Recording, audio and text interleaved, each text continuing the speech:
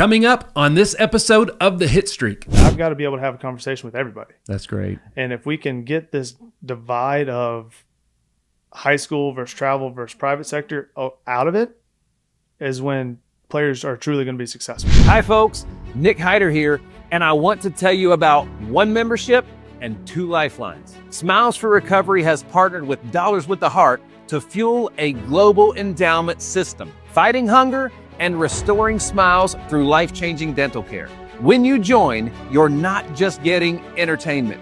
You're unlocking a members-only platform where every dollar you spend helps feed families and restore smiles for people in recovery. Your one-time $65.99 membership gives you a unique member ID, access to private entertainment, and a guaranteed place in line for free dental services through Smiles for Recovery. Every time our community reaches 2.5 million members, 1,000 full dental care awards go to members outside of recovery. You can keep it or you can gift it. Plus, thanks to Struggle Jennings, you'll also receive a limited edition t-shirt, a brand new song, and long-term complimentary benefits, a lasting way to make a difference. Join at smilesforrecovery.info with code SMILES. You can meet the team at smilesforrecovery.org. Folks, let's feed families and restore smiles together. Dentists, when a member outside of recovery needs treatment, you can sponsor them. Once they are approved, Smiles for Recovery covers the full cost through this partnership. Membership supports endowments, not insurance. Dental awards subject to approval and availability. Whoa. Check this out. Some of the world's biggest success stories started with nothing. Just grit, hustle, and a story worth hearing. So if you've clawed your way up, if you've built something out of nothing, if you've got a story that people need to hear, folks, this is your shot. The Hitstreak isn't just a podcast. It's a platform not just for top performers, it's also a platform that takes real stories from underdogs, builders, and dreamers, and it puts them on the map. Your story, your brand, your breakthrough. Apply now to be a guest. We'll put you in front of millions of viewers worldwide. You'll get pro-level content, high-level exposure, and a seat at the table with people who've been there and made it out. I'm not only looking for polished top performers. I'm looking for real stories from real people. If you've been through the fire and came out stronger, you belong on this show. Apply now. This is your moment. Email management@nickhyder.com or comment or DM the word Hitstreak to apply. The Hitstreak is where rags to riches stories have been told, and the next one could be yours. Blessings, folks. Welcome back to another episode of the Hitstreak. I am your man, Nick Hyder. And folks, the guest today joining me in the lab has been a long time coming, and you're going to find out real quick. So we're just going to get right into it, folks. Check it out. He is a former SEC Division I athlete. He is a SEC champion. Not many of those floating around there. He also played at the professional level for quite a few years. He's currently the coach and the founder of the Hit Lab. Fellas, ladies and gentlemen, everybody, welcome to the lab, Joey Lewis. Joey, how we doing, baby? Hey, we're doing good. I will tell you one thing. Walking in here, I feel like I'm the new Eminem. I'm ready to go. His palms are sweaty, knees weak, arms are heavy. There's no way nobody else does this. I love it, man. Well, dude, if that's the way you feel when you walk in, then we did good. Absolutely. We did good. That's what we talk about. So check it out. I said something that was kind of neat. I said that you are the founder of the Hit Lab. All right. And we're shooting at what I call the Hit Lab. So let's tell everybody about your Hit Lab. Yeah. So we opened up, we're going to be 7 years in January. Originally opened up in Nolensville. Spent 5 years there. We're going on 2 years down in Murfreesboro. Kind of came up with the name. I wanted kids to be able to come in and experiment with whether they're hitting, they're throwing, they're catching. It didn't matter. I didn't want them to have to perform. Mm-hmm. They have to do enough of that on the weekends. I wanted to create a space where they were okay to fail and they were okay to try things. Mm-hmm. So it just kind of clicked one day. I was like, the Hit Lab, that's perfect. Right? We're going to come in, we're experiment, we'll have a little fun. We'll create a space where everybody can have a little fun with their swing, in my instance, and then go have fun, go compete, go play, and then you can go perform. That's right. And Obviously, I like the name. I think it's a great one. Right? So when we built this studio way back in 2020, I like to name things. I like for things to have a label. It gives them character, it gives them something. But I was interviewing people and they were like, where am I coming to? And I'm like, it didn't make sense to tell them to come to the insurance office. Right. So I was like, literally, Dr. Dre talks about the Hit Lab. That's what Dr. Dre calls his studio, is the Hit Lab. And I was like, and having the Hitstreak, I'm like, yeah, it's the Hit Lab. So that way hey Nick, where are you interviewing me at? The Hit Lab. That's how I figured it out. It was that easy. It wasn't going to be a business. It was just this room we're sitting in. It wasn't all the stuff that it's turned into be. It was just the room. And that's where it came into. And then probably a year or two went by and somebody was like, hey dude, did you know there's a Hit Lab down the road? I'm like, no, but that's kind of neat. That's cool. Yeah. I was under the impression that you couldn't have multiple businesses named the same thing. So when I put it in and it worked, I was like, awesome, it's it. I thought it was like a license plate. Yeah. Not everybody you can't have the same license plate as somebody else. It was crazy. I wanted to trademark it and everything, but the Hit Lab's pretty popular thing. There's hundreds of them right. when you get into it. It's crazy. But needless to say, brilliant minds think alike. Yeah. Yes, sir. Absolutely. All right, man. So folks, check it out. First of all, I don't know too many SEC champions. That's a big, big deal. You played at the University of Georgia from 2007 to 2009. So that means he was real good is what that means. All right. Talk to me about that. What was that experience like? Talk to me about the SEC championship. Let's see. That was probably the best overall team I've ever been a part of. And not just talking talent-wise. Like, we did everything together. The leadership was on point. We had several guys drafted. Gordon Beckham was drafted in the first round that year. And I mean, we had a slew of guys drafted who really turned it into a team. The coaches picked the lineup. They helped us, but like, we ran that team. The leaders, the seniors, the older guys ran that team. And that's, I think, a huge reason why we were so successful. We held each other accountable. We didn't let guys goof off in practice or after hours goofing off, so everybody had their job and they knew where their job was. They knew their lane and everybody stayed in it. We had one common goal, and that was to go win the World Series. Dude, there's, hold on. Yeah. There's so much gold in there. Let's unpack that for a minute, because you hear Nick Saban, Bill Belichick, it's on all the walls in their clubhouses and everything else. It's do your job, 3 words. And the reason that's so important is because everybody has a job that's unique to them or their position. And if you don't do it, somebody has to take away from their job to cover and pick up yours, right? And what's the old saying? On bad teams, nobody leads. On good teams, coaches lead. And on great teams, players lead. Right. And that's exactly what we had. We came up 1 game short, lost to Fresno State in the national championship. But I wouldn't try. You could tell me going into the 2008 season, hey, you guys are going to lose the national championship. I wouldn't change a single thing. It's got to be. I mean, that's incredible, man. That's incredible. And so, I mean, it's funny, the rings that every kid can get on a Sunday now are pretty impressive. What did the SEC championship ring look like? The sad part is they look kind of like your local tournament ring. It's a little different. It's a little bigger. Very customized name, College World Series, stuff like that. But what they're getting now is similar makings of it. Now this one's a little bit heavier, but I got the chance to see. I played pro ball with one of the kids who won the national championship at South Carolina, and his looks like it fits on 2 fingers. Oh wow! And I was like, okay, that's a little bit different. Yeah. What's So this is so cool, man. Because like, again, what's the odds of ever being in proximity from a SEC baseball player, Division I baseball player, and an SEC champion at the same time? So. Talk to me a little bit about so has Georgia won any other SEC titles since then? Is that the last one they won? That was the last one they won. Oh wow! So do they ever bring you guys back and honor? They do. They do some honoring stuff. They had us. I want to say 2 years ago. They celebrated the 2008 World Series team. They come out and they do they usually do a team a year. They just kind of rotate teams. The crazy thing is, so at Georgia, they went to the College World Series 2000, 2004, 2006, and then 2008. And then it's kind of, we've hit a skid a little bit since then. It's back on the way up. But to go to the College World Series that many times and fall up short. Yeah. So we thought 08 was our year.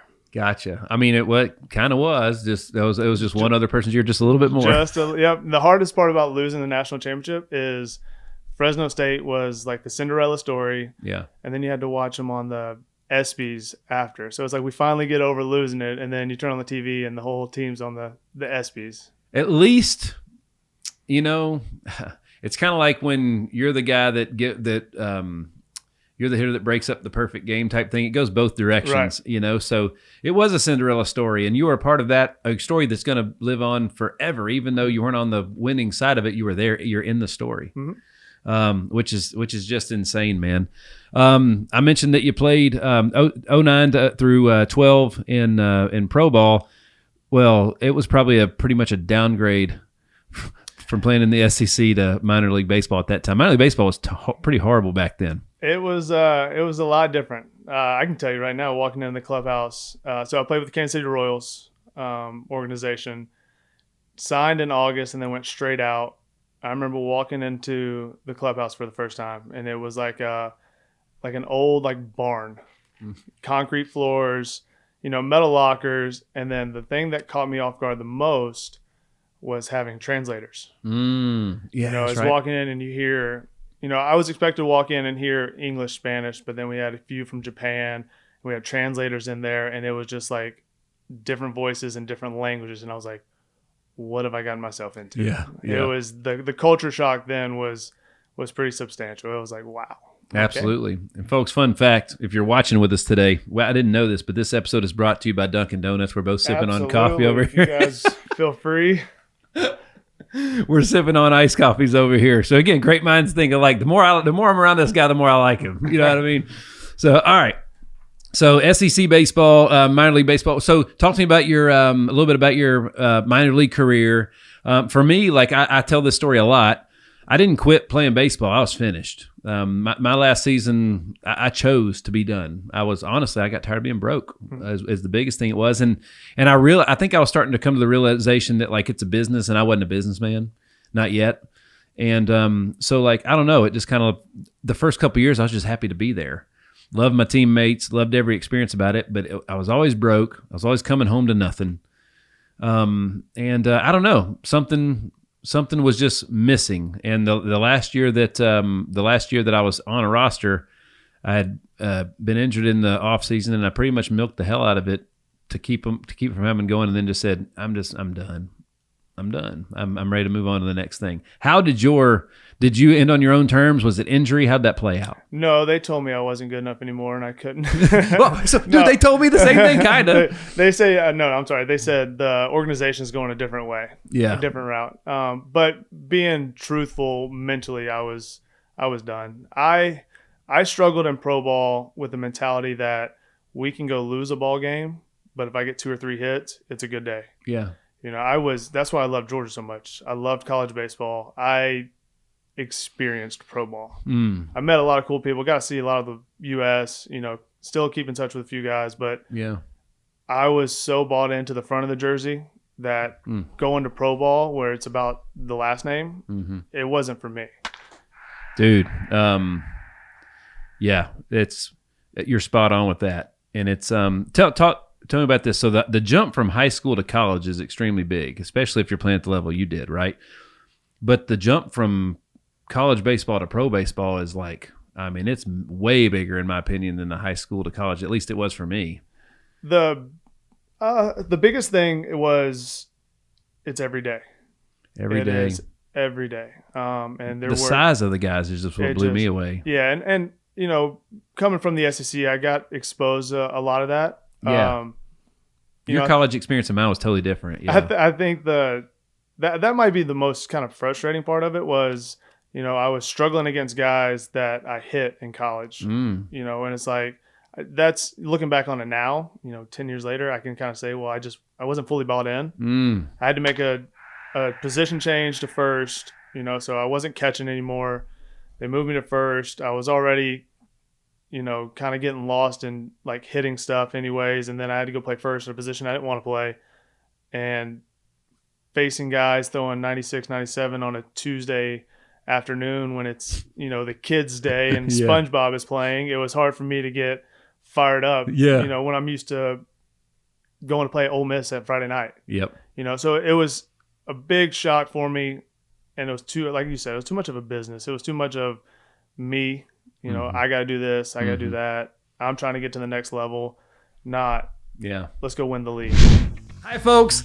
I'm your man, Nick Hyder, and I just want to say a quick thank you for all of you, the millions of you tuning into the Hitstreak. If you have not already, subscribe to the Hitstreak on all digital platforms. Share your favorite episodes with your friends, your team, literally whoever needs a lift. We've built a worldwide audience of millions, and we're just getting started.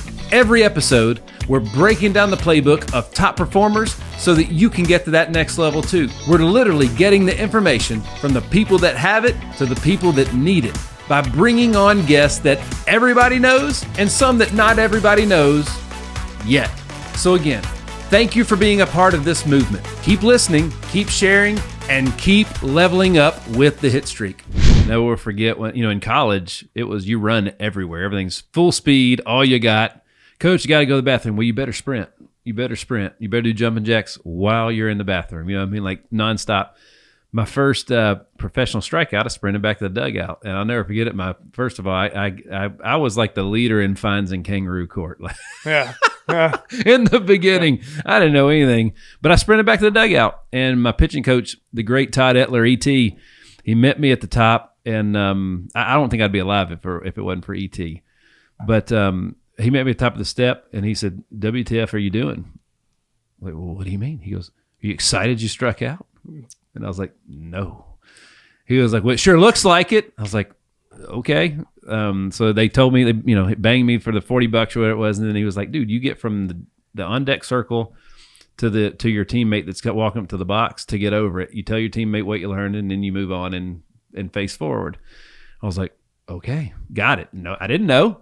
There was a lot of unwritten rules I didn't know about, Yep. Because I'd played at a small NAIA school coming out of that and everything else. What was the other one that they roasted me? Oh, running everywhere. He was like, "Dude, it's a long ass season.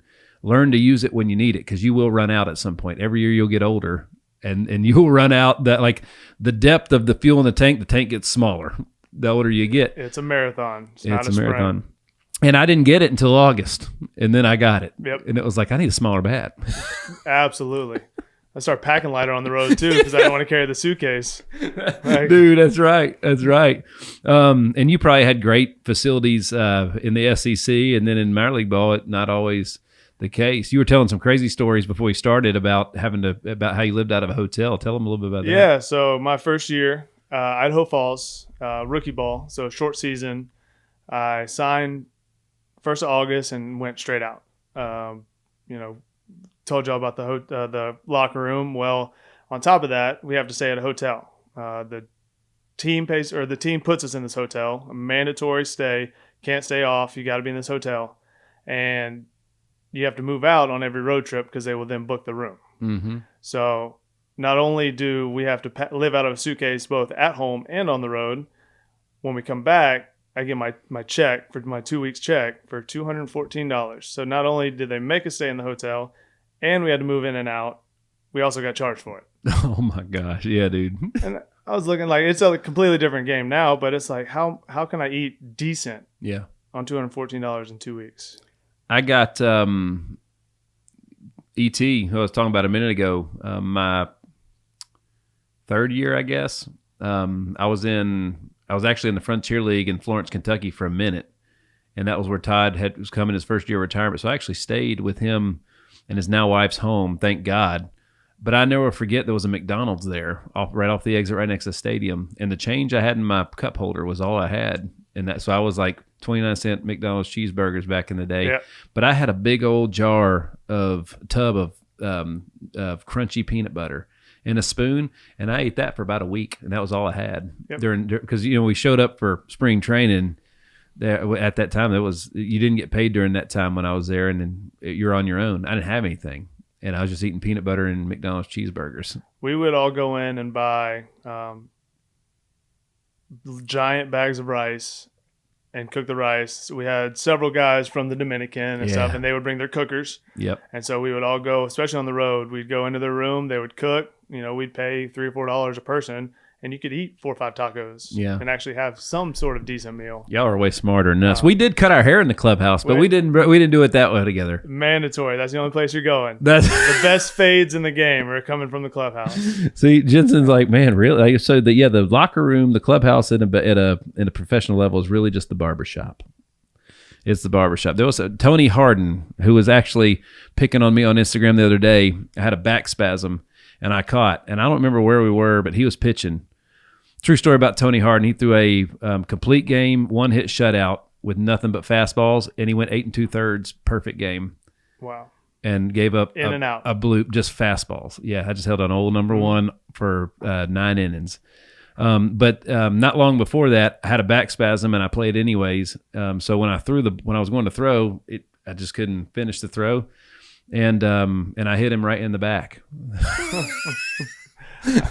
I've been close. I've never hit anybody, but I've been close. Yep. And he called me out for it on social the other day, and I was like, that may or may not have happened. It was before the internet. There's no proof, but I did. I hit him right in the back, throwing the ball to second base. There's got to be a VHS of it somewhere.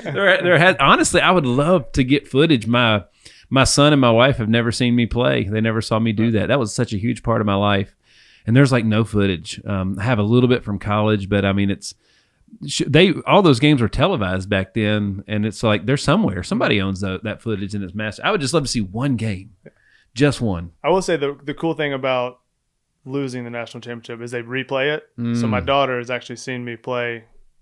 It was cool. That is worth its weight in gold right it was there. Cool. She's seen me at, I guess I was 19 or 20 play. Dude, I got a great content idea for you. You need to watch that game and comment on it. Like you're an on-field commentator, because you have behind the scenes. Yeah. Oh, I remember that. Here's what I remember: the footage of Barry Bonds and Greg Maddux talking about what they were thinking in the documentary. You could be doing that. I'm thinking he's throwing fastball, but he actually came with the curveball right here. Like you can have some, dude. That would be killer. Cool, yeah. Oh my gosh, yeah, that'd be great. All right, I'm gonna see if I can't. I'm gonna try something. You don't know I'm doing this. You still don't know what I'm doing. Ethan don't know I'm doing this, but I'm gonna see if my son will answer the phone. What are the odds? Will you text Antoine and let him know I'm in a pod? I'll call him right back if you don't mind. All right, so let's see. Let me try Ethan. I'm gonna get a real live. Let me set this up for a minute. So I met Joey not that long ago, and we had an unbelievable first phone call over the phone because I was talking to him about working with Ethan, and because as Ethan's dad, it's good to have another voice, especially if the voice is a better voice. So we went, and I just got to say, man, you changed in all the right directions and all the right reasons. You changed things within my son's mind with the game. He hasn't stopped talking about it. He absolutely loved it. So I'm gonna FaceTime him and see if I can get him to answer the phone. He will, I don't even know what he's wearing. He might not even be wearing a shirt. We'll see. But let me see what he's got, because I wanted him to tell everybody, you included, how much, I'm telling you, man, it's been crazy. Let me see if I can get him to answer the phone. So you can see I'm FaceTiming here. Yeah, there we go. Let's see if he answers. He might be doing, there he is. All right. Are you decent? Yes. All right. Well, check it out. You're on this is a live podcast right now. Okay. All right. OE. So check it out. You recently just worked with old Joey. Can you see him over there? Hey. There he is. What's up, bud? Yeah, what's up? All right. So I'm sitting here raving about how great of a job he does and how much you loved working with him. And I'm speaking for you. And I thought, well, I don't have to do that. So Ethan, what's a couple of things that you just really loved about working with Joey, and what you're excited about for the future? All right. Well, there's a lot of things that you taught me. Literally, honestly, not even a lot of things. Just one small thing that I never thought about or even noticed. And it's just with what people call the hinge. Like the hinge, I have just been working on that as much as I can. And the way you explained it to make my mind understand it, it's literally, you can ask Dad, you can ask any coach that I've been hitting with. It's made a huge difference in how I hit the ball and how I move. Everything about it, just from one singular lesson, has changed my righty and lefty swing for the better. What was some of the coolest parts about, his facility is, I call it Toyland. You know what I mean? It's got all the cool gadgets and stuff. What was some cool stuff that you really loved about his facility? I've never hit with the TrackMan before. I've never had that quick of stuff. I mean, the best thing I've ever worked with is maybe a HitTracks or something. But like the TrackMan, I love how it shows immediate results. Of course, you can see your swing. It's the best way to see what, like, the feel versus real. That's the best thing for that. And you have it. And it's super cool that I got to work with that because I was able to make adjustments so quickly just from being able to see that and feel that and actually see what I did right versus wrong. I'm kind of a proud dad right now. That That's wasn't rehearsed at all. Yeah, man. What says you, Joey? That was awesome. You need to be on the podcast. Come sit with us. That was awesome. Just be my hype man. That's right. Well, I can't wait. I can't wait to do another lesson, man. I've been itching to do it. You can ask Dad. I'm really excited. I love doing that. We'll get it scheduled before I leave. There you go, baby. All right. Thank you, bud. Appreciate you. Love you. I'll see you later. All right, love you too. So there you have it. That's a real life testimony right there from a 16-year-old that loves the game, is obsessed with the game, and every night we're like, Ethan's supposed to be in bed. Where is he? He's out in the garage, usually in front of the mirror, working on that hinge, man. I love it. That's awesome. You can definitely tell he has a true love for the game. Just talking with him. Oh, yeah. As far as being in the cage for what we did, an hour and a half. Like just talking with him and his understanding of what he wants to do and trying to figure out the best way to get him to do it.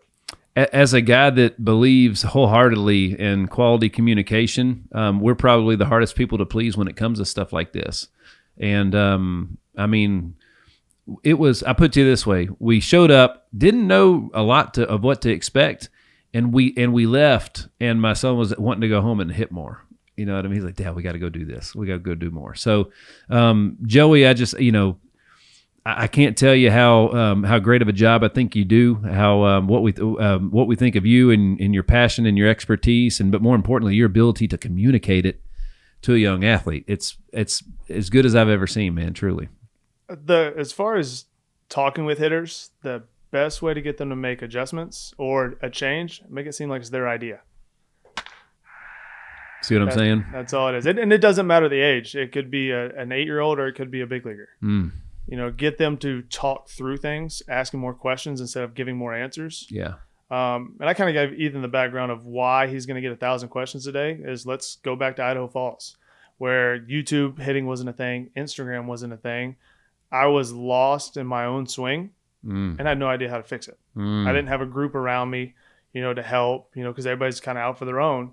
You can kind of help a teammate, but if he's playing the same position, you're not really going to help him that much. That's right. Right. So I was on that kind of panic island. And so I knew as soon as I got into coaching, I was like, my job is to get kids to understand their swing so well, they don't need me. Terrible business plan, but it's great for baseball. And that's where it comes from. So now, even when my college guys text, or call me, it's like they take over the narrative. And then I kind of help guide them in certain directions. It's not me doing all the work because we've already done that. We've been in the cage together. You've talked through things. I'm your soundboard. Because most of the time you can get them to figure out the answer on their own by just asking the right questions. It's so important. Like the way people learn is crazy. And it's something that it was almost a spiritual journey for me. And I used it with church because it dawned on me with a previous church that we went to.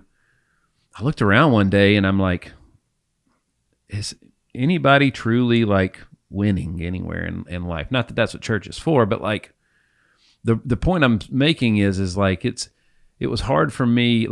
Every Sunday we get out of church and I ask my wife and Ethan, I'm like, what'd you guys get out of the sermon? Most common thing that happens is they tell me what the pastor said. And I said, I didn't ask what he said. I asked what you got out of it, which means what are you going to do with it? And you have a knack for that. Ethan didn't tell me what you said in your time with him. He explained to me how he was going to use it, when and where he was going to use it, and what results it was going to get. That's what I'm talking about. And that's I don't know, it's almost like it's your little superpower you got. I don't even know if you realize you do it. I don't, but that's awesome to hear. That is, if I can help guide somebody and they go do the work and then we talk, that's how the truly player development is made. Yeah. It's not made with me. It's made outside of me. Yeah. And then I help you take the next step. And everybody in this town and all the neighboring towns, or at least in this region in baseball. Like, pretty much everybody who's anybody doing stuff. Been around it, been doing it, and everything else. So, as a matter of fact, folks, when I was working with them, I was just I was just drawn in. I couldn't stop watching. Like, I was captivated. And I told him, I'm like, man, like I would sit around and just watch you do this with kids all day long. And his first response is I just want to make sure that it doesn't take away from anything I'm doing with the player, with the kid. And I'm like, dang it. Can you, like, you know what I mean? Can you get any more pure in what you're trying to do here with your intentions here? Like, again, that's what you want. So the reason I'm doing all this, Joey, is to kind of say, like, one of the hardest things to do in the game of baseball is actually make a good living doing it. Pretty much everybody that played at a certain level wants to be in the game professionally. And most of us, I did it too. I was a strength trainer. I had a gym. I gave lessons. I did all those things, and I never could turn it into a business. And you've been able to do that. So congratulations and kudos to you on that. But I wanted to kind of just spend a minute and talk to all the players and the parents out there about how do you, like, think about it, man. Ethan recently ended a relationship. And I was like, hey, man, only one relationship doesn't end this way. All of them but one are going to end this way. And which means it takes a while to find the right person that you match with, that highlights and brings out the best in you. That's what you're trying to do when you're finding somebody to work with your child, is you're trying to find somebody that's going to bring the best out of your kid. In your opinions, what are the best ways? How can you help parents figure out how to do that? It's hard, man. It's really, really hard to do that. It is. It's very hard. It's asking a lot of questions, not finding the kid who's hitting really well on your team and asking them where they go, because it's not always the right fit. That kid just could be really good, but having, reaching out to instructors, word of mouth helps, but it's just an opinion. It does help, but it's talking with the instructor, the hitting coach, and seeing what their style of coaching is, how they go about things, how they, what we should expect to kind of when we walk in, what are we going to do? What I tell people is, if they come see me, they can't buy any packages, so they can't buy in bulk until they have at least one. Because I don't want you to walk in and have a 10-hour package where it's like, oh, now I'm kind of stuck with 10 hours. We just had a horrible experience, so it's like, hey, come in, see if you like it, we'll go from there. Take the ride home, talk to them, and if there's something you want to pursue, then we can talk again and get you scheduled. Because it's one of those things where if you're not in the cage with somebody, you're relying on an opinion of somebody else. Yep. You got to get hands-on with somebody, and sometimes it is sacrificing, a 45-minute lesson, hour lesson, or if they offer a 30-minute lesson, you might have to sacrifice that just to see what it's all about. I invite people in all the time to come sit and watch. If they reach out about trying to maybe get on the schedule, hey, come in and see. Come watch a lesson. Come hang out for an hour. Come see. We got groups going tonight. I'll be able to talk a little bit. Come see what we do, at the facility at the Hit Lab. And then if this is a good fit, that's awesome. Let's do it. Love it. There's people out there that can help hitters all over the place. Yeah. It's finding the right person to do it for you. Are you ready to take your brand digital? At HitLab Creative, we don't just make content. We build your digital foundation from the ground up. So whether you're launching a podcast, creating scroll-stopping social media content, or building a website that actually converts, we connect all the dots. Podcast production, CRM systems, content strategy, data analytics, branding, it's all under one roof. Because in today's world, content without strategy, it's just noise. And you're here to make an impact. So if you're ready to launch smarter, grow faster, and create with a purpose, it's time to team up with the Hit Lab. Visit hitlabstudio.com/studio-time and let's build something that lasts. Because the Hit Lab is where digital strategy meets data-driven content creation. My buddy Lim Pilkington over at Hit After Hit, he has some of the greatest stories. With that retail space is next to none, man. I call it baseball heaven.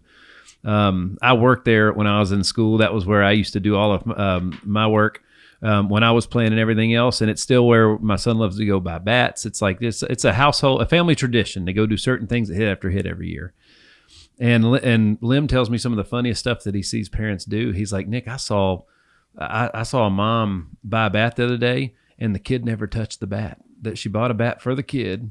She was the one holding it, feeling it, and she said, "Yep, this is your bat." The kid never picked up the bat, and he was like, he said, I walked up to the mom. I was like, "What are you doing? Whose bat is it?"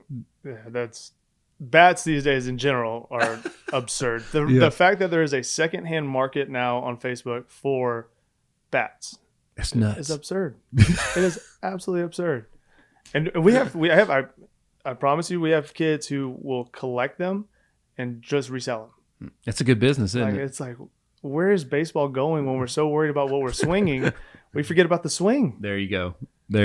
Yeah, and then you, man, the talk about that you had with the approach, because gosh, man, landing a plane's hard, and your approach depends a lot on that, how well that's going to go.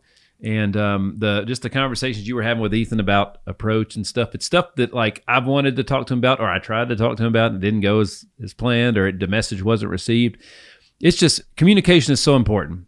We say it all the time here.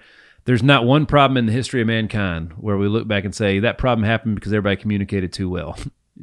It's always a breakdown or a lack of communication, and you just kind of have a knack of I don't know. It just Ethan he comes out of his shell pretty easy, but dude, I mean, he was right out of the gates. He wasn't hiding nothing, flaws, everything exposed. He just opened right up. And as a dad, just sitting there watching, it was just a beautiful thing, man. It was such a cool thing to do, knowing he's 16. This is something that he can do without me. He can drive on his own and get there now and stuff. And it's just, but now I love knowing what he's doing when he's doing it, because it's like, even though I'm not there, I'm there with him type thing, So it's like I say, just a cool thing. A very cool thing. So talk to me a little bit about the business. So you started it in 2019? Mm-hmm. 2019, it takes a while to find the right location sometimes. It does. It definitely does. It was 2 years in the making. Yeah. That I just kind of was holding off, waiting to see, find something. And, the Nolensville location opened up for us. Mm-hmm. Funny story. So they were redoing, when I first got into the Nolensville location, they were redoing the parking lot, building a second warehouse, mm-hmm. Where they had gymnastics. Well, it got delayed, pouring concrete and everything, got delayed almost 3 months.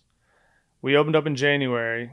I had my daughter a week and a half before. So I'm in Holy cow. The hospital doing emails, making sure everything's set up, Jeez. Talking with the guys who are laying the turf, hanging the cages, and my wife's in the hospital bed getting ready to have our daughter. Holy cow. Yeah.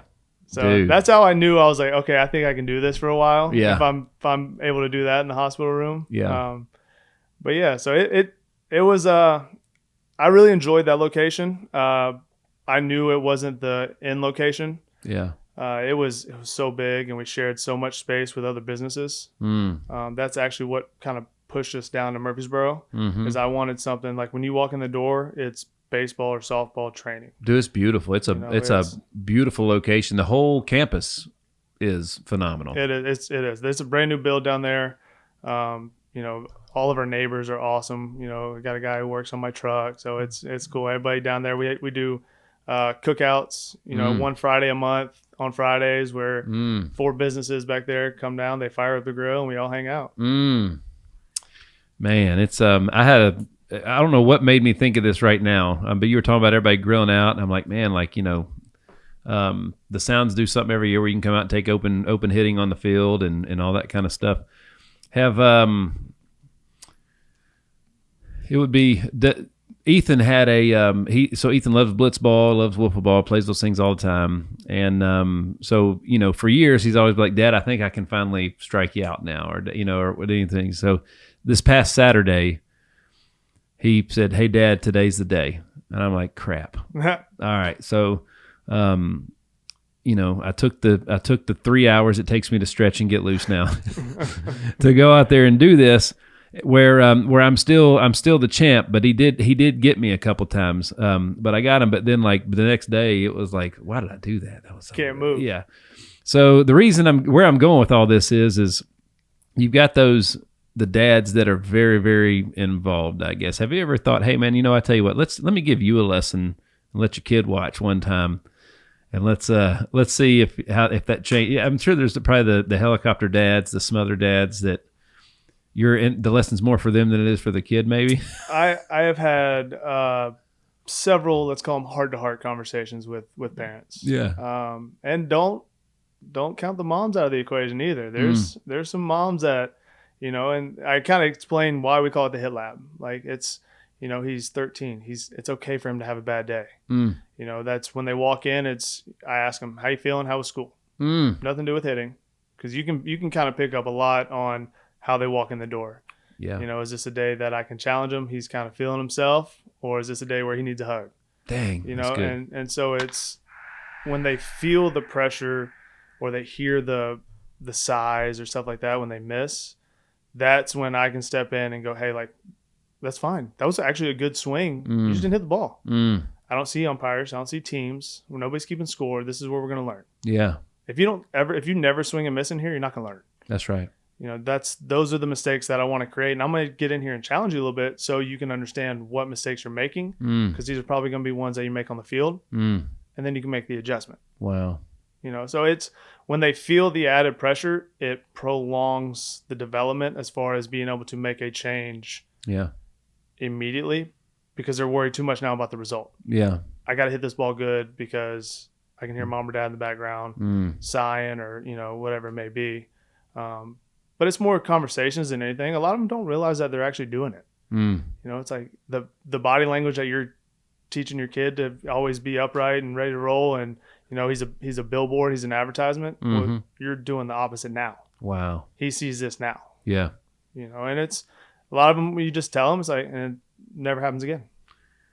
Well, it's, being a parent is like, I say it all the time, past Jesus, the God's greatest gift is a child. And like, I see my own perception of myself has changed so much, because like when you have a kid, like literally, like if you want to know how you're doing, like just watch what your kids are doing. Cause like, especially if you spend a lot of time with your kids, when Ethan's a little bit of a turd, usually I can look in the mirror and be like, all right, I need to tone it back a little bit. Or he's just basically doing what he saw mom and dad do. That's a big thing. But what would you say, like as parents, it's so challenging because you just want the best for your kids. And in the world today, there's just so much noise around travel baseball, around, what you do and where they play and everything. I wanted to, like, I can't think of anybody that would be better suited to help parents know how to make good decisions for their kids, or even know how to help their kids make good decisions. At the end of the day, it's to teach the kid to make good decisions, right? So, you made it very easy on me. Ethan hasn't had a lot of hitting instructors. It was always me or dad or whoever was on the coaching staff. We haven't done a lot of private lessons before. So that was new, and I held off on it for a long time because he was crazy excited. It was new. It was something different that he'd never done before. But it was such an easy conversation because, afterwards I didn't have to do anything. We just got in the car, I just let him go. He just blah, blah, blah, blah, blah, blah, blah, all the stuff he liked about it. What advice would you have for parents? Again, how many girls did I go on a first date with before I found my wife? Like it's okay that you didn't pick the right one the first time. But how do they know? What are some things? What advice would you have for a parent? So especially if you go try one, and we're kind of on the same page, like communication with me is huge. I told Ethan before he left, I've always got my phone on me. If I don't, my daughter has it and she's watching something on YouTube, right? It is, give me some time and I'll get back to you. But if you don't have an instructor who is kind of accessible most of the time, it's time to look somewhere else, because hitting is not a 30-minute lesson. It's not a 45-minute lesson. It's not an hour in a week. It is like, hey, I'm going to come see you. I'm working on these things. What do you think?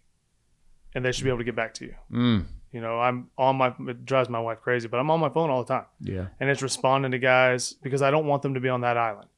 They need to always know that I am in their pocket whenever they need it. And I get text at 11:30 at night. It's guys are like, hey, we play tomorrow.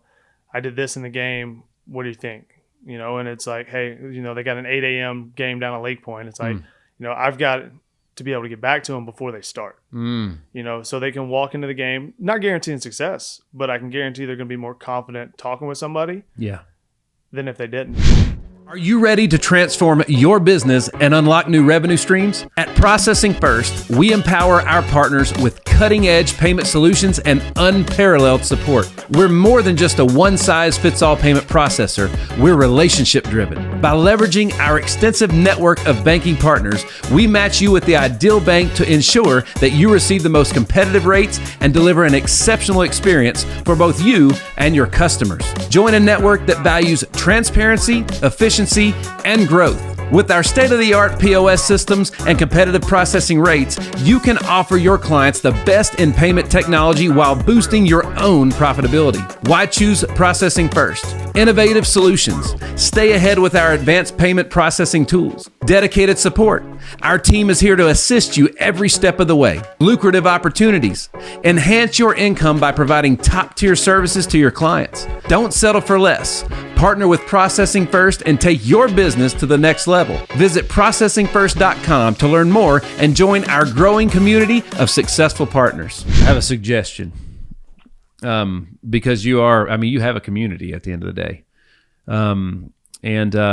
Dude, like, maybe you have it already. Do you have a Facebook group where all your clients can go? Because like, imagine if whatever they would text you.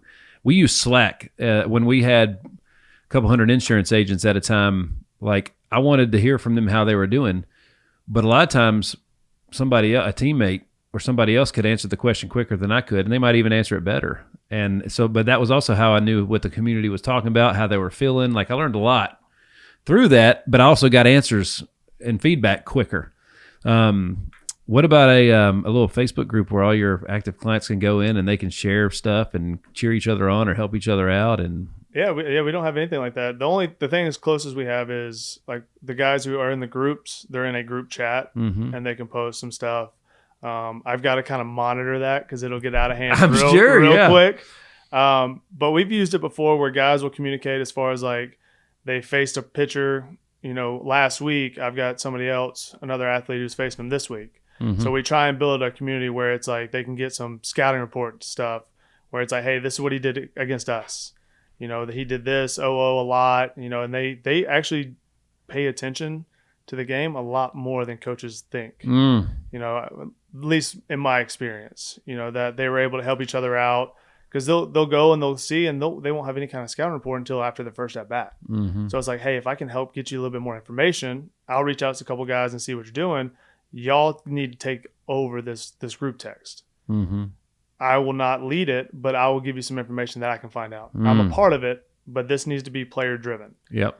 And they did a really good job with it for the most part. That's killer. It did get out of hand a couple of times where it's like, hey guys, I've got 79 texts in this group. Like, let's pump the brakes a little bit. Let's get back on track. Yeah. But they did good. The athletes that we have come in have really kind of grown together. And the cool part about it is with us not having teams, they play for different high schools. They play for different travel ball organizations, but they help each other out. That's cool. Yeah. It's really cool to watch. The community, usually in a situation like this, the community tends to be the most valuable asset in situations like this. So yeah, I know, and the Facebook groups are awesome because they're easy to add. You can remove people if they act up, and right. You can have some policing in there, which is kind of cool.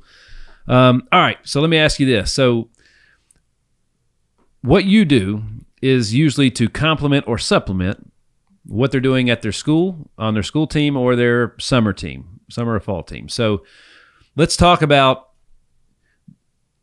I think maybe a lot of parents have mismanaged expectations, what they're supposed to get from their team versus a private instructor. Some teams will say, don't hire private instructors. We do it all. I still ain't seen that yet done very well. And I think, Hunter Bledsoe is probably the one factor that I'm like, yeah, he does it better than everybody. I agree with that 100%. But outside of that, like, as being a head coach for a long time, it was like, guys, when we're think about it, even in college, the practice was for the team. Right, the practice was a team practice, not a player practice. It was a team practice. So everything we worked on was for the team. Player stuff was done you're still doing player stuff, but really intense or defined or detailed player stuff was done on your own time. type thing, right? So how do you probably get a whole lot of different expectations from parents here and there, I bet. I do. And I tell them all the same thing. Like, I'm the behind the curtain guy. My job is to get your athlete so good that he's forced to be in the lineup. Now, where he hits in lineup, I'm not in charge of that. And I tell high school coaches, travel ball coaches, like, the ones I have really good relationships with are the best hitters because it's constant contact with what they get with me, what they get with them, and then now they go play. They're not getting multiple voices or you're doing this with him, but you're doing this with me. It's like, I'm going to go straight to the source. Yeah. I'm going to talk to the coach because my job is to get you to do well and you to do well to help the team win. Yeah. I want all of y'all to win. Mm-hmm. So let's build a hitter that is forced to be in the lineup. Yeah. And if I can get 9 hitters on the same team, let's get them all in one lineup. That's good. Let's make it really hard for him to choose who hits where because everybody's hitting so well. Love it. There's a lot of some of the baseball influencers on social media are phenomenal. They're phenomenal. There's also some instructors. Who are some people that you think do a good job on social besides you? That you would say I would if you're going to pay attention to somebody online, that would be your guy. I know your boy that out front hitting. What's his name? Casey Smith. Casey, I like it. He was like I thought he did it. He was the first person I thought that did a good job with it that I found. Yeah, he's done a phenomenal job. Even the stuff that's not on camera, listen to him talk. I would say me and him are very similar. Yes. Listen to him talk is cool. I've seen him do some big hitting speeches as well, and he is very good at what he does. Mm-hmm. The clips that you see on Instagram and stuff like that, it gives him a little bit of credit, but what he actually does is unbelievable. Who's some other folks that stand out? There's one that's really standing out to me that he's very polarizing. Teacher man. Yeah. See, he already knew. It's so even him, and this is where I get these two questions all the time about what do I think about Teacher man, and it's realistically him, and then there's 108 Performance, which is Eugene Bleeker, a really good buddy of mine, Nate Headley, who I worked for in Knoxville. Mm-hmm. It's kind of the great debate. Like, these guys are teaching different things, not necessarily good or bad either way, right? So my job is to live in the middle, because what if the tools in Teacher Man's toolbox can help a hitter? That's right. Or what if it's a tool in 108's toolbox that can help this hitter? There is no right or wrong. My job is to be able to take from them and take from them. I don't create anything. I don't make anything up. I customize it. That's all I'm doing is customizing stuff. There's a show title in there on that one. Yeah, that's good. That's what I do. It's because they're both they're right and wrong. It just depends on the hitter. I agree. I agree. We talked about Aaron Judge with Ethan. It's like, if you go back and look at it's either high school or early in his pro career. I got to find the video where his swing was like straight down. Yeah, it was really forward, and so going to see Teacher Man helped him because now he's more back. Yep. Realistically, he's getting more middle, and he's able to actually work back uphill to hit baseballs. Yep. So, but what if Aaron Judge was too far back and getting too rotational and swinging too much uphill? Mm-hmm. Well, can Teacher Man fix that, or is it just like you have to do this? Yep. And that's his big. I don't want to talk ill about anybody, but that's his big thing. It's like a one size fits all. Yeah. If you can't do it, I'm sorry. That's on you. That's not on me. Yeah, it was the feel versus real thing that Ethan mentioned on the phone earlier is crazy. Like, when I was a hitter, in my mind, dude, I was swinging straight freaking down. I was chopping wood. Like, that was it. And then you look out on film and it was slightly up. Right. I thought when he first came out, I was like, that's kind of crazy. But then the velocity bat came out not long before after that, and it's like, and then it's all right. So that click, and I'm like, all right, yeah, that's right.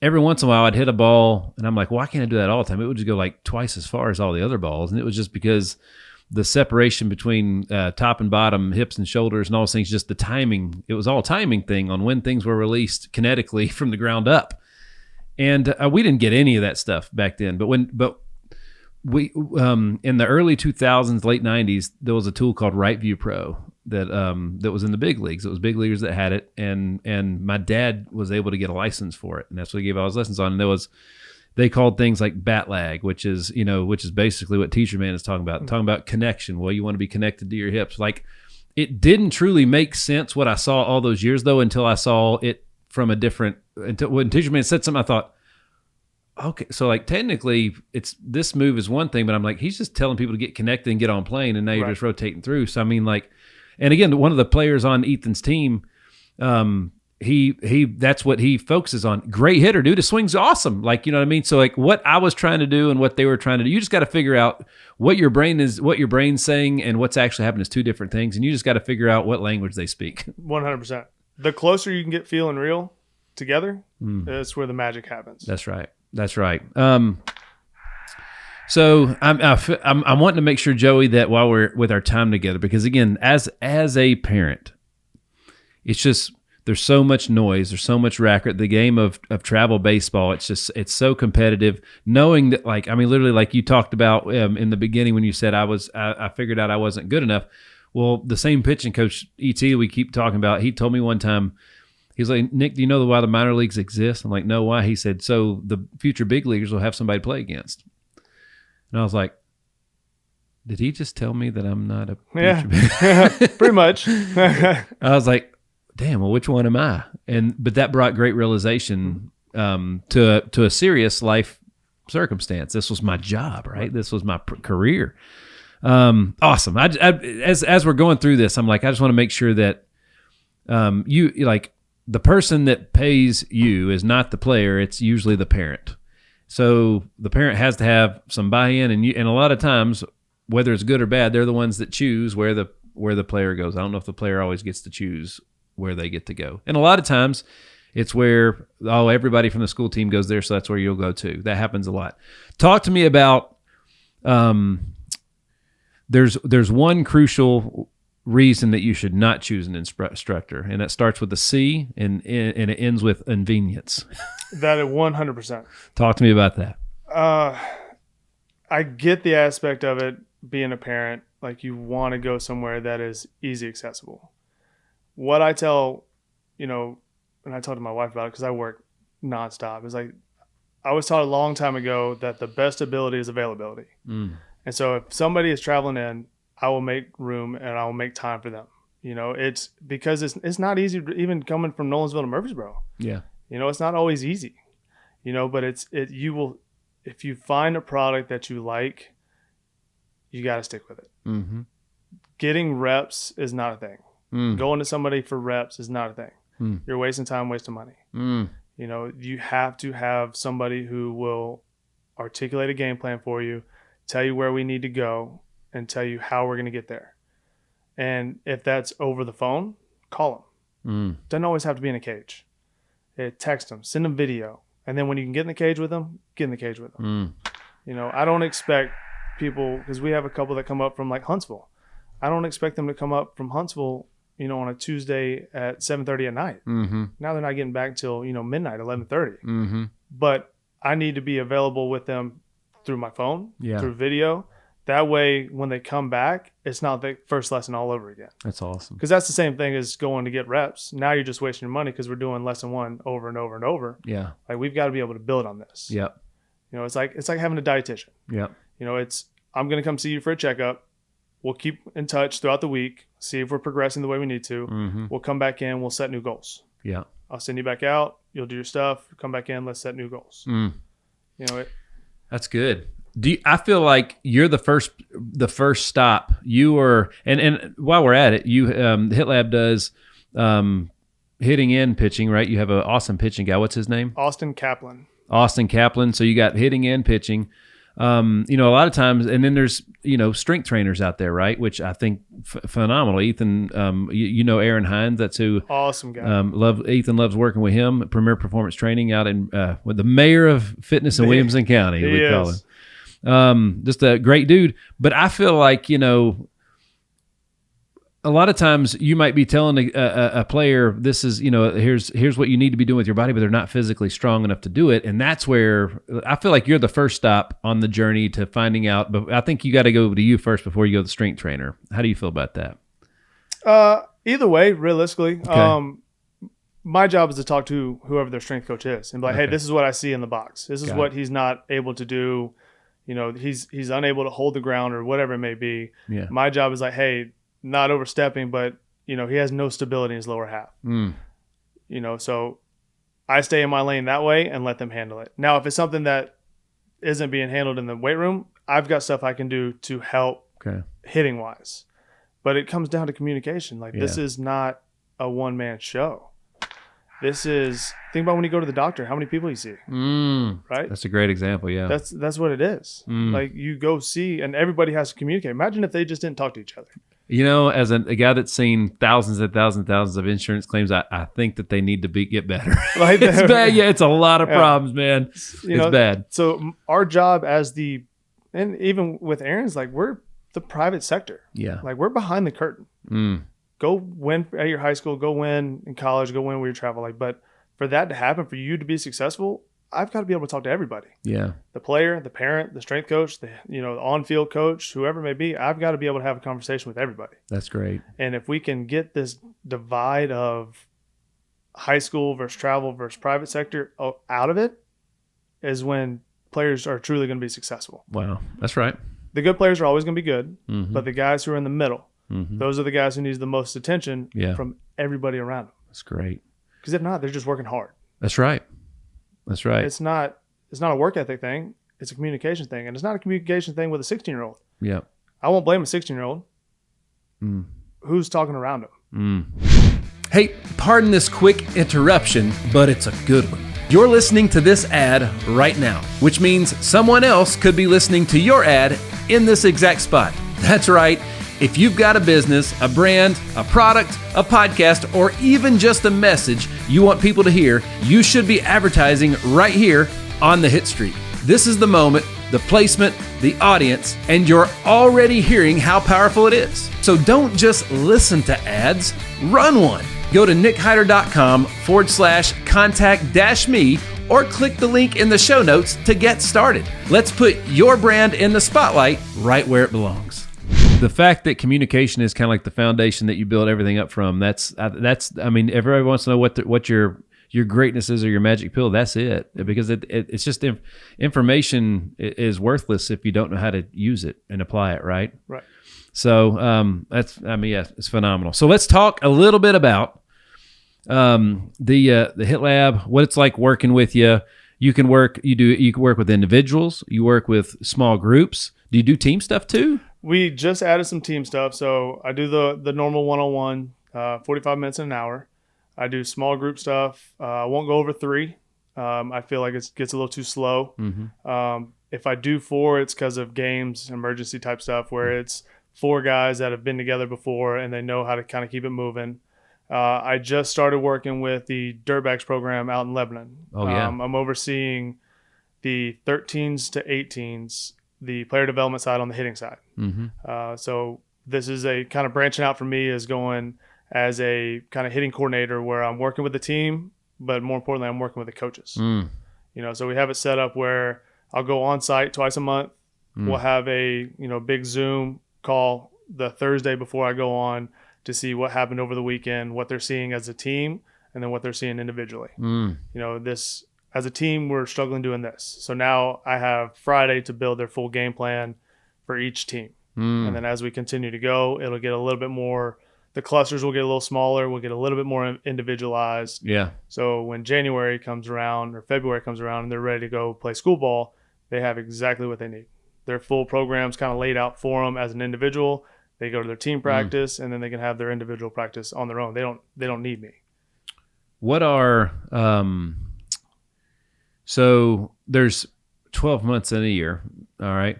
As Mark Paul MP3 says, he says there's January, February, travel ball, December. He said those are the 4 months, right? So, but let's talk about the seasons a little bit, and somebody that's an expert in that, how the people that are utilizing the relationship with you the best. Talk to me about what that looks like over the course of a year. Is it is there certain times of the year where you don't see them at all? Is there certain times of the year where you see them more? Should a parent gauge time consumption on something like this, time commitment? So a little bit of a tricky question. I leave it up to the player. So what I tell the parent is, like, if you feel like you're having to bring them here, don't bring him here. Mm. If he's asking you to come here, let's hit. Mm. Because hitting wise, you can hit year round. Now it will change. There'll be some where I'll see, twice a month. And there'll be some that, I have that come in, 4 times a week, Mm-hmm. And it all changes on game schedule, stuff like that, whether they play basketball, they play football, if they're on the road down at Lake Point for 7 days, so there's a lot of fluctuation with it. I would say in bulk, I see most of my hitters at minimum 3 times a month. Okay.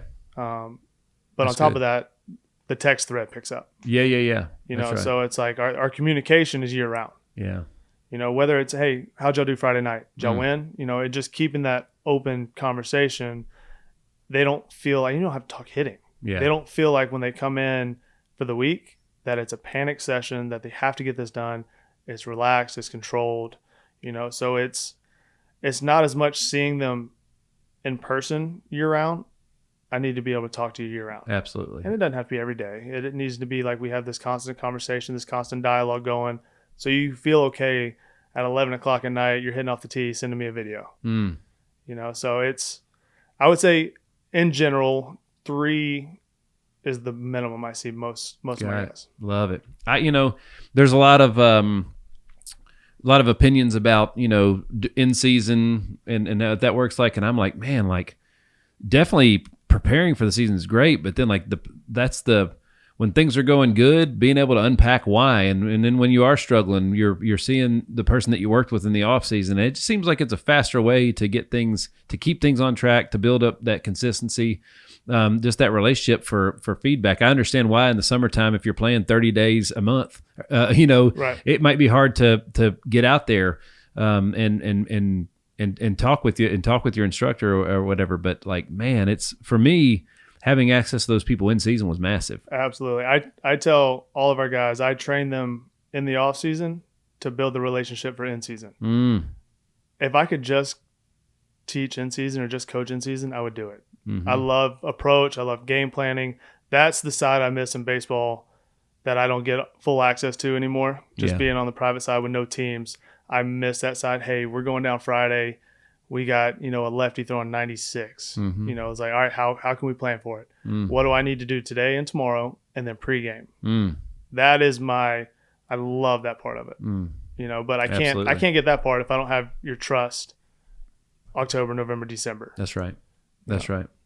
All right. So talk to me about plans for the Hit Lab, the business. All right. 5 years from now, what's it going to look like? What are you might say, dude, it's perfect right here the way it is. We're going to be doing just more of what we're doing. You might say I might have 4 locations in 4 different markets.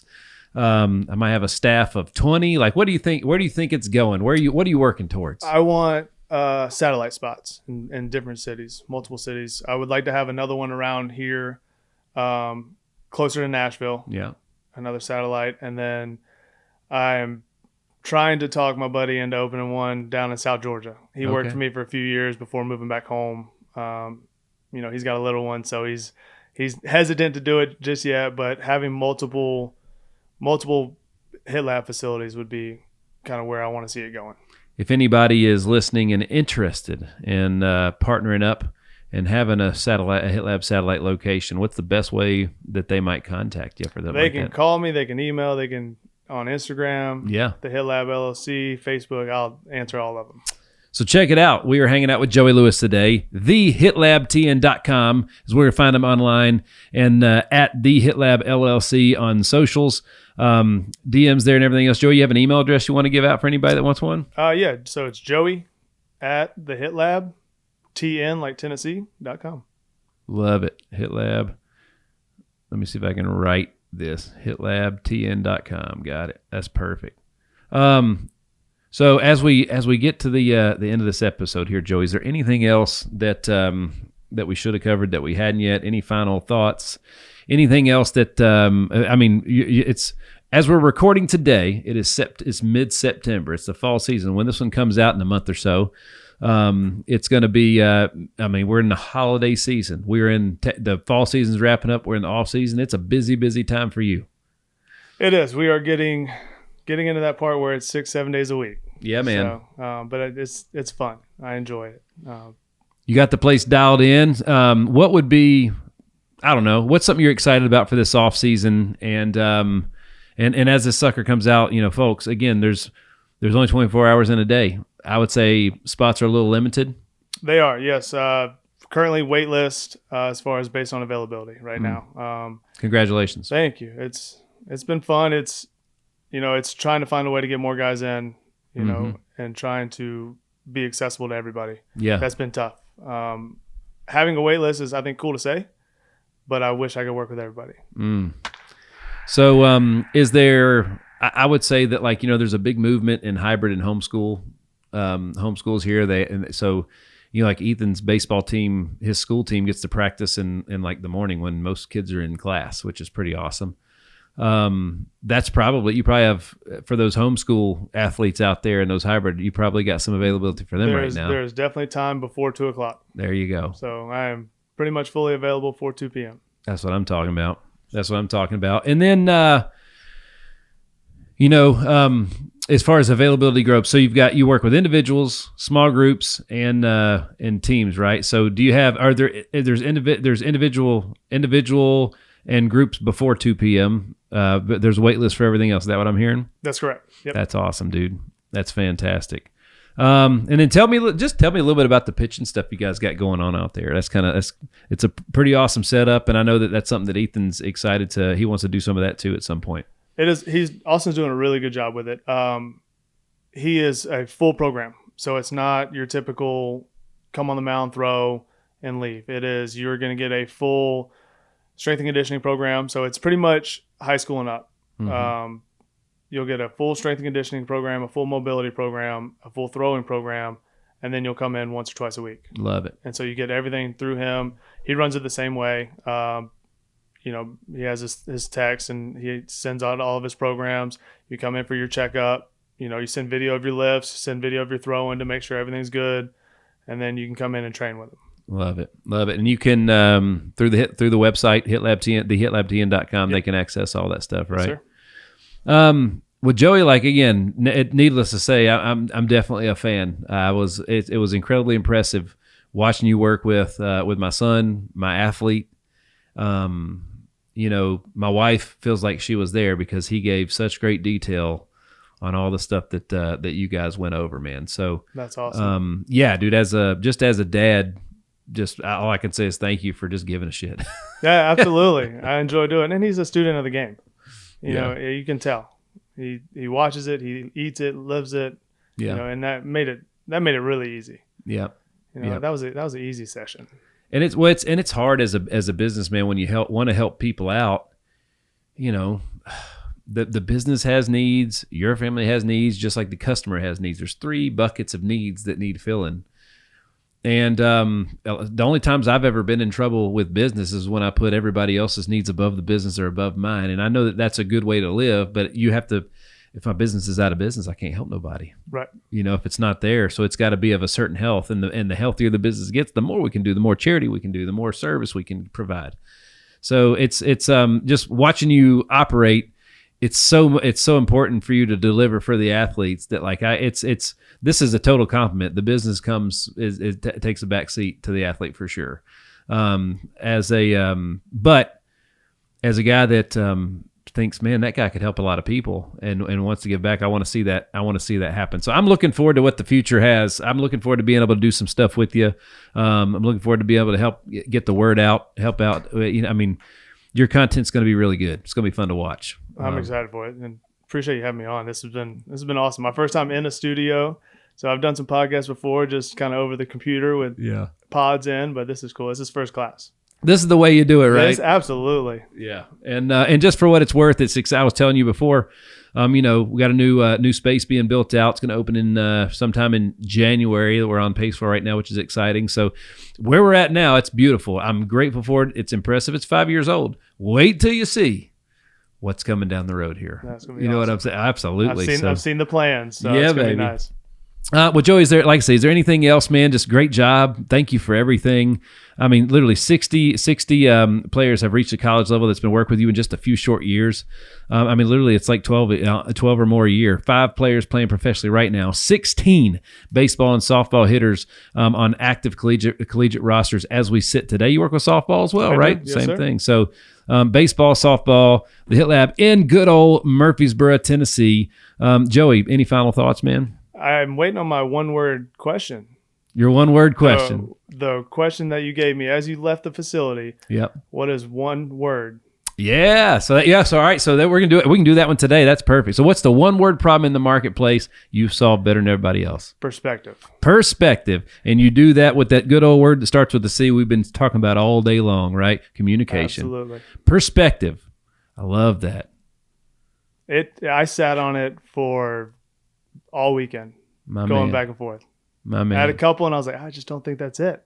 And then perspective. So what he's talking about is what we like to do is we like to ask, and actually this is an exercise that I learned from Brand Builders Group here in Nashville, Tennessee. Worked with them for a long time, a great experience. What one word problem do I solve better than everybody else in the marketplace? And then we craft an expert bio and a brand positioning statement that supports that. And then all of my advertising, marketing, and messaging is in line with that. It's a great way to work, and we've been doing it here for with all of our clients for quite some time, and it's a game changer. It really is. So I've never had anybody say perspective before. Yep. That's a good one. I see it all the time. I see too high and too low. Love it. And so you're constantly trying to fight kind of the middle of the pack. Yeah, man. You know, what you expect, what you truly think you're capable of. And, you know, I think it's really stemmed from the D1 or bust mentality that floats around, that we don't have a problem with. We don't have a problem with because I'm honest with people. Mm-hmm. I'm honest with parents. I'm honest with athletes. There you go. You know, and it's okay to have that mentality, but understand that's not where you're slated. That's right. And there's some that are the opposite, Sure. that they shoot too low. Yeah. So, hey, listen, let's wait a little bit and let's see what happens.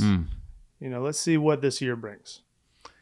It's I mean, again, there's there's people that I think there's college scouts at 12 and 13-year-old baseball games, you know.